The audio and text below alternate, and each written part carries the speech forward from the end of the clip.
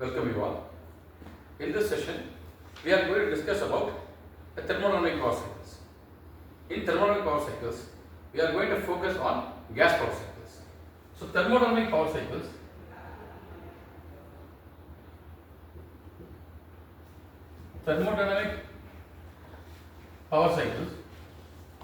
is actually classified into two types: gas power cycles and vapor power cycles.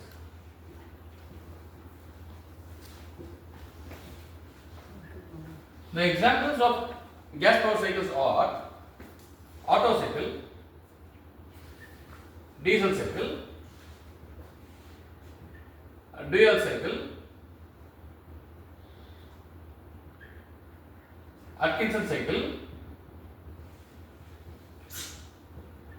Ericsson cycle. These are the examples of gas power cycles and Brayton cycle.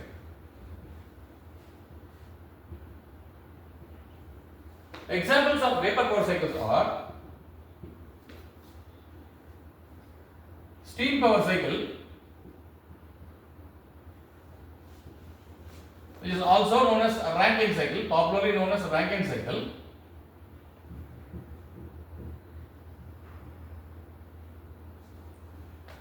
And Mercury vapor cycle, Mercury vapor power cycle, ammonia vapor power cycle.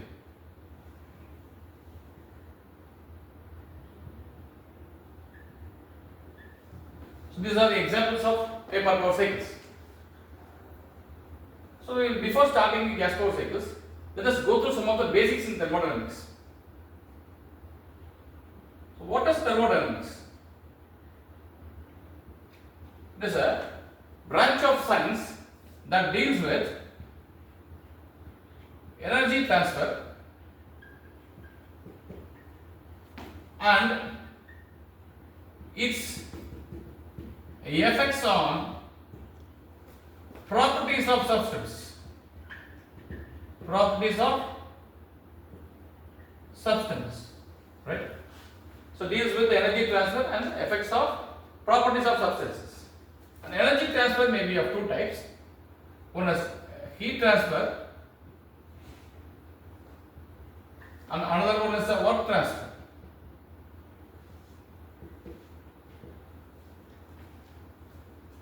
And then, what is a system in thermodynamics? That's very, very important.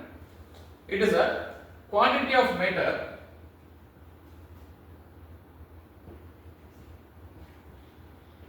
or region in a space upon which we are focusing our attention to do some kind of analysis. So that is called a system. And what is property? Next. Property. Every system has certain characteristics. Every system has certain characteristics by which its physical condition may be described. For example, a gas at a pressure of 1 bar and temperature of 320 Kelvin. So here the pressure and temperature are the characteristics by which the system is described. So if this system characteristics are known as properties. These system characteristics are known as properties. Okay, properties, and by which the physical condition will be explained. And what is the state? If these properties are having definite value, properties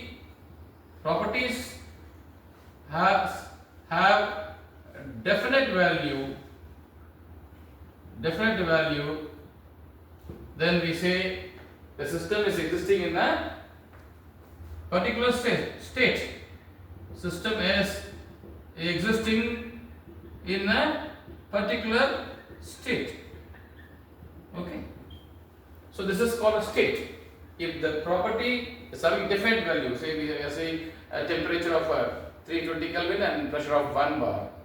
So that means the system is existing in that particular state, pressure of 1 bar and temperature of 320 Kelvin.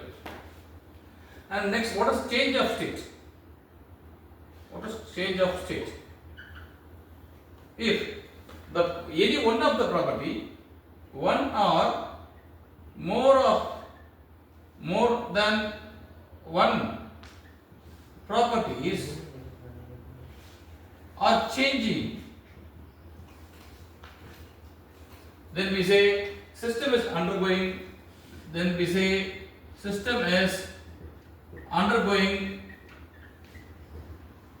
change of state. System is undergoing a change of state. Then what is path? Say for example, in a PV diagram, initially the state is 1 in an expansion process. The state is 1. The pressure reduces, and this is the next succession state. Okay, next state. And then again there is an expansion happening. Pressure reduces and volume increases. Like that, it is continuously following, so it reaches the second state. Okay, and this is state 2 or 3, we can say 4, 5, and this is state 6. Succession of states followed by a system is known as path. Succession of states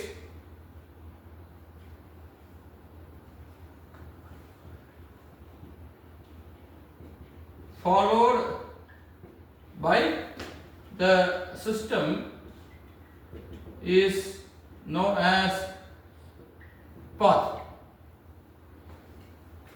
If the path is completely specified, if path is completely specified, it is known as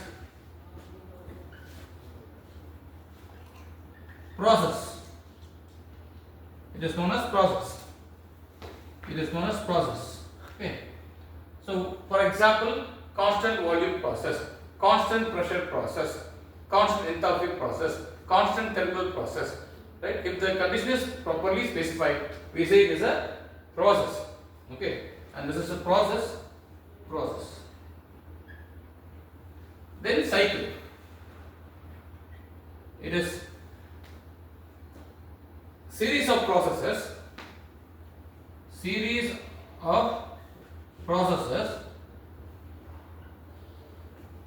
is being following, is happening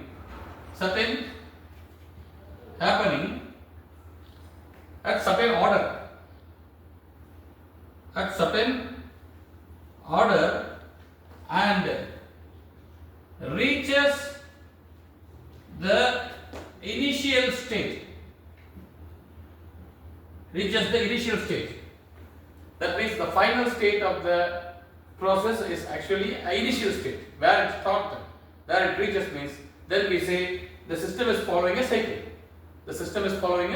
cycle. Right? And this cycle can actually be classified into two types: ideal cycle and actual cycle. In ideal cycle, the heat loss is prevented and the working fluid in the cycle is assumed as a perfect gas. In case of an actual cycle, it is not such thing.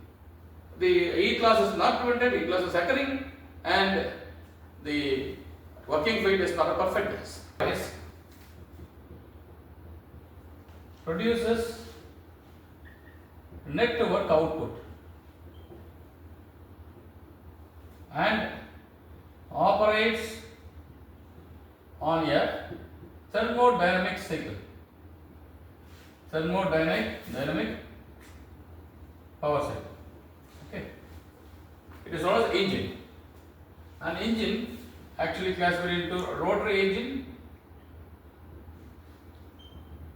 and a reciprocating engine.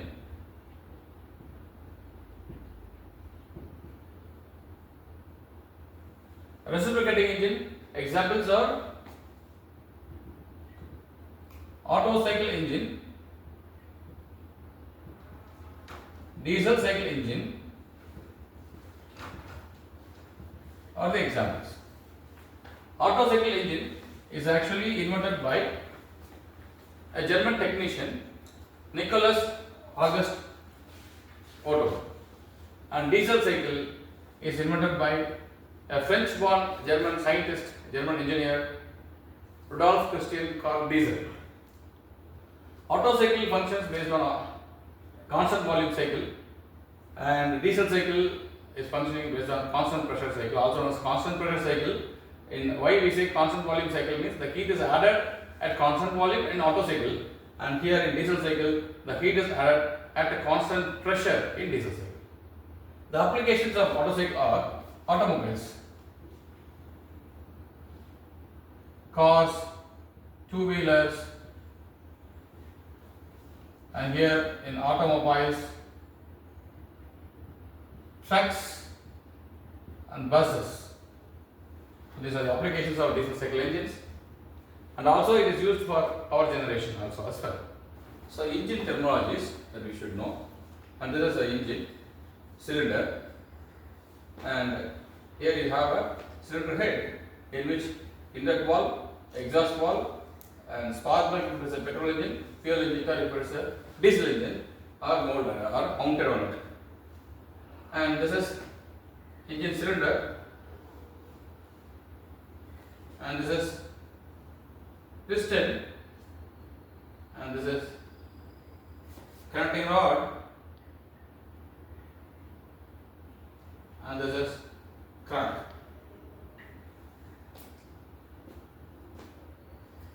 And this one is a top dead center up to which the piston moves from bottom to the topmost. The topmost position the piston reaches is known as top dead center, and the bottommost position the piston reaches inside the engine cylinder is known as a bottom dead center. And this is an inside diameter of the cylinder which is known as bore, and it is denoted using a letter D and expressed in terms of mm. And this is the linear distance travelled by the piston when it moves from bottom dead center to the top dead center, or from top dead center to the bottom dead center in a single stroke. So linear distance travelled by the piston inside the engine cylinder is known as stroke. It is denoted using a letter L and is expressed in millimeter. And this is a clearance volume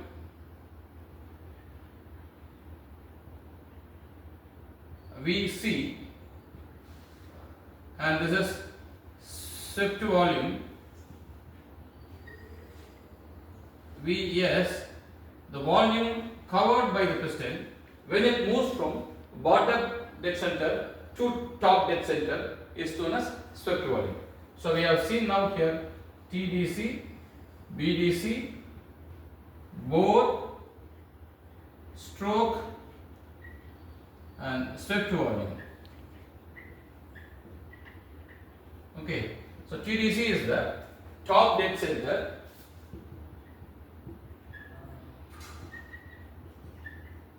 the topmost position inside the engine cylinder when the piston reaches is known as top dead center. And bottom dead center BDC is the bottommost position of the piston inside the engine cylinder. Bore is the diameter, inside diameter of the cylinder, of the engine cylinder. And linear distance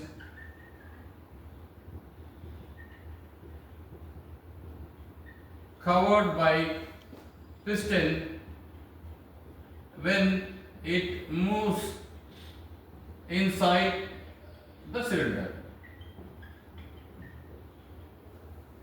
And swept volume is the volume covered, or we can say displaced, by a piston when it moves inside engine cylinder. And next is engine capacity. Engine capacity, or we can say cubic capacity,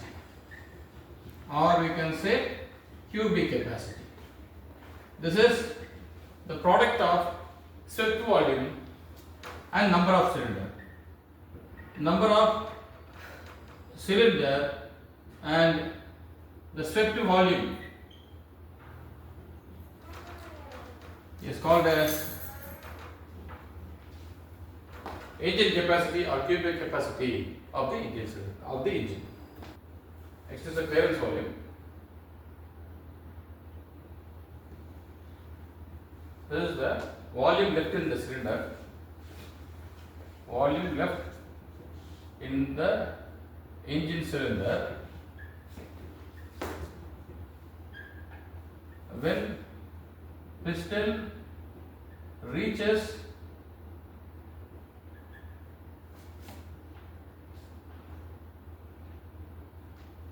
TDC. Volume left inside engine cylinder when the piston reaches TDC. This is denoted using a term VC. And then the total volume, the sum of clearance volume and swept volume. So clearance volume V total is equal to Vc plus Vs, and Vs is actually swept volume, which is pi by 4 d square L total volume, right? So next is a cutoff ratio. Cutoff ratio is the ratio of fuel cutoff volume to volume after compression, or we can say it is a clearance volume, It is denoted using a symbol rho. It will be used normally in diesel cycle and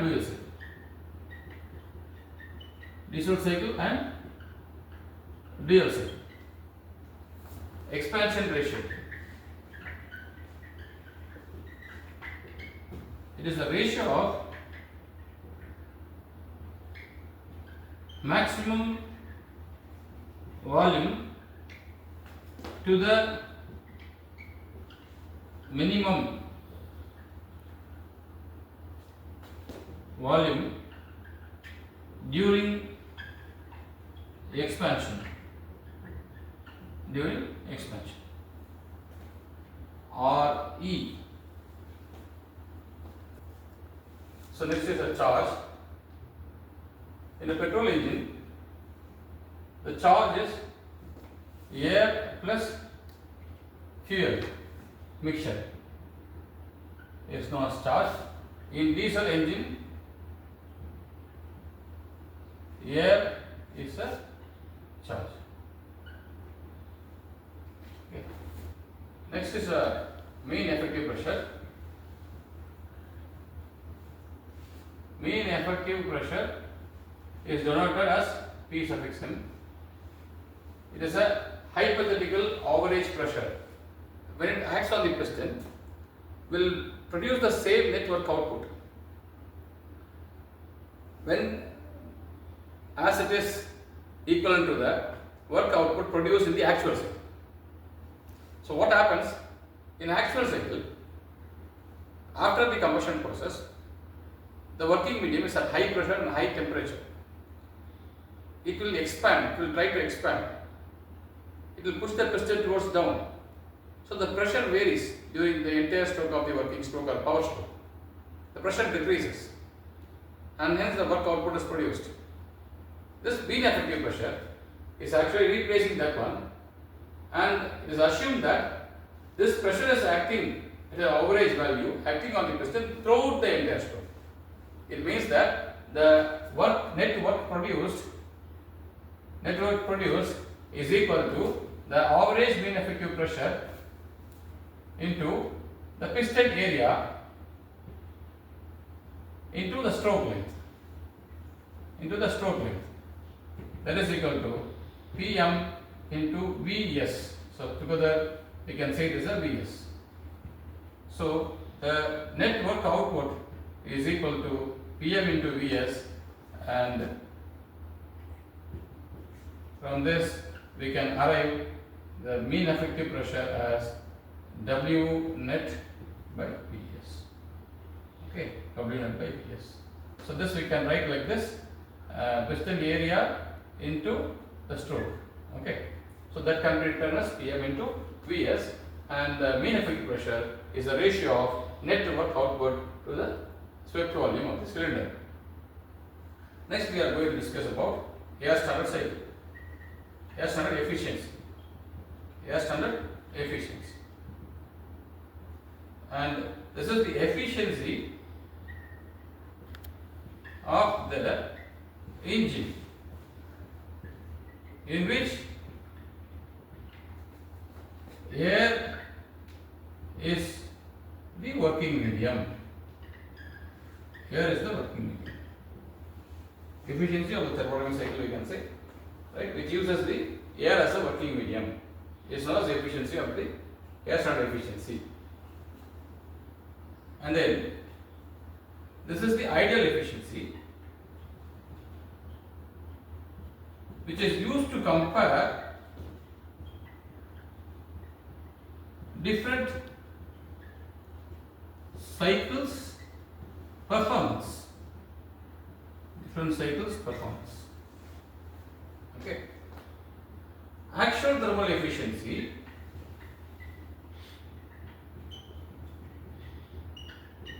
is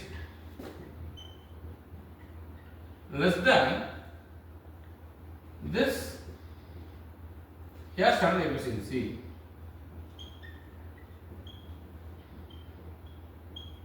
Hence, we are introducing a new term called relative efficiency. This relative efficiency is now defined as the ratio of actual thermal efficiency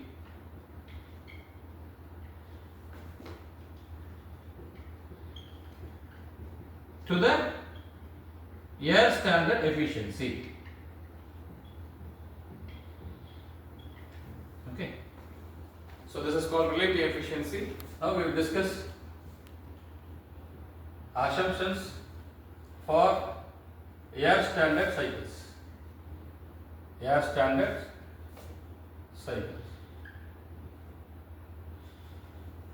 And first assumption, system is considered as closed system. Hence, the same working fluid is used repeatedly. Same working fluid is used repeatedly. Okay. Second one, working fluid is assumed to behave as a perfect gas. Okay. Air. Perfect gas is a air. Hence, working fluid follows, or we can say obeys, law of perfect gas, laws of perfect gas. And third one, molecular weight and specific constants of working fluid is constant and same that of perfect gas. Perfect gas. So molecular weight of gas is 29 kilogram by kilogram mole, and Cp is equal to 1.005 kilojoule by kilogram Kelvin, and Cv is equal to 0.718 kilojoule by kilogram Kelvin. The compression and expansion processes takes place at reversible adiabatic condition, which means isentropic processes. No chemical reaction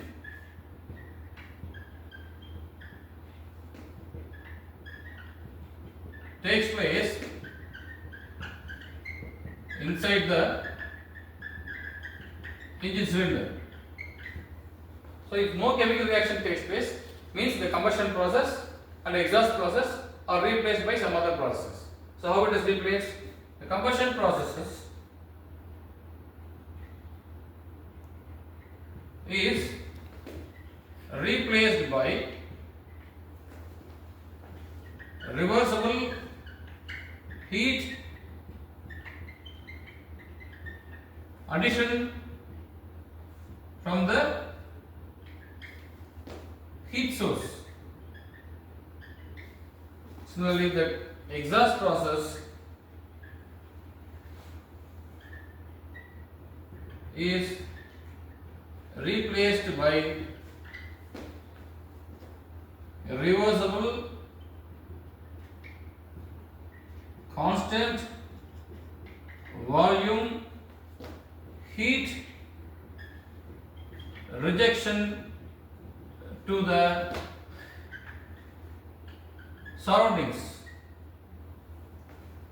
So these are the assumptions for reactor cycles. With these assumptions, we are going to work out the analysis of Otto cycle, diesel cycle, dual cycle and Brayton cycles. And next, we are going to discuss the PVT relationship for thermodynamic processes.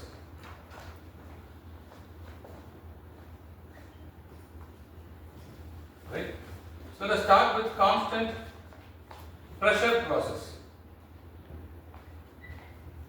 In a constant pressure process, we know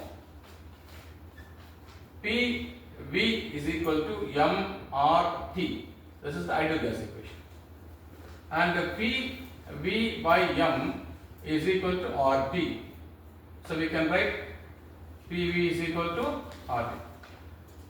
Now, in the process 1 to 2, for state 1, we can write P1 is equal to RT1. For state 2, we can write P2 is equal to RT2. If process from this, we can arrive P1 is equal to RT1 by V1. From this, we can arrive P2 is equal to RT2 by V2. Since P1 is equal to P2, we can write RT1 by V1 is equal to RT2 by V2. As R got cancelled, so I can write T2 by T1 is equal to V2 by V1. Right? So this one we have to remember. Similarly, for a constant volume process. We can write same way. We know PV is equal to MRT, P into V by M is equal to RT, PV is equal to RT. For state 1, I can write like this: P1 is equal to RT1. I can write what is now V1. What is now V1? V1 is equal to RT1 by P1. Then for state 2, I can write P2 V2 is equal to RT2. So I can write P2 is equal to RT2 by P2.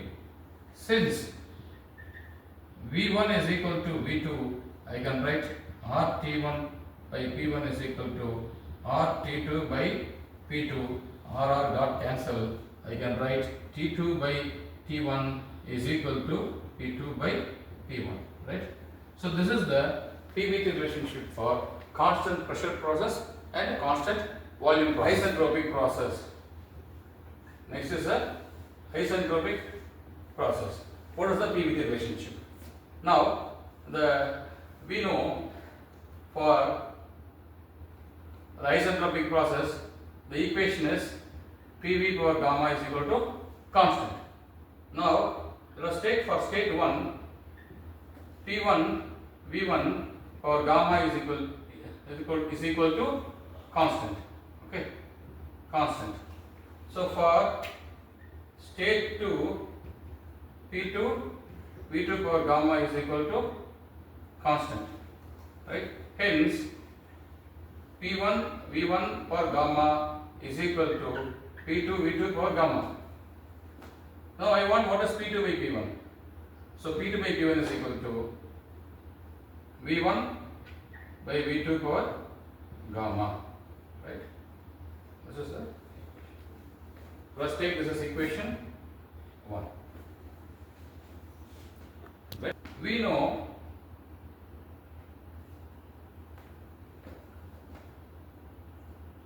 P1 V1 is equal to RT1. Then P2 V2 is equal to RT2. From this, V1 is equal to RT1 by P1. From this, V2 is equal to RT2 by P2. Substituting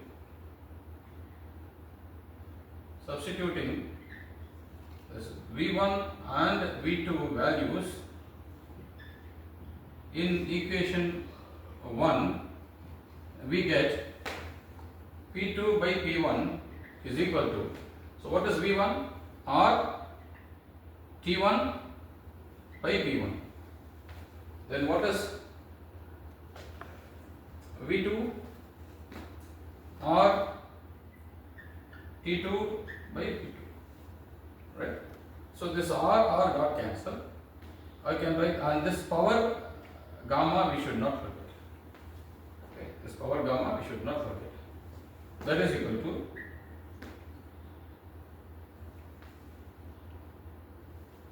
P2 by P1 power gamma, and then T1 by T2 power gamma. Okay. So how can I rewrite this again? When I rewrite, I can take P2 by P1 to one side and T1 by T2 to other side. I can bring it this side. So P2 by P1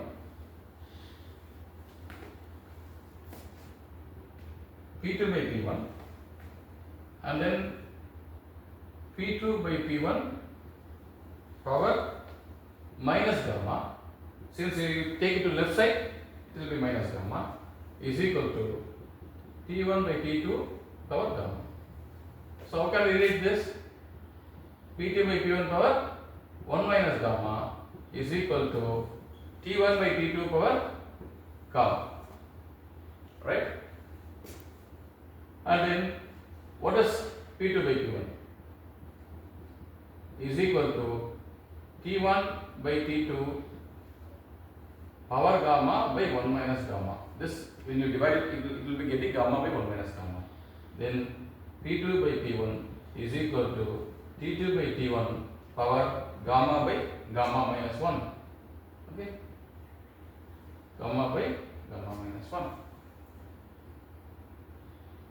And 2. Now substituting this 2 in 1,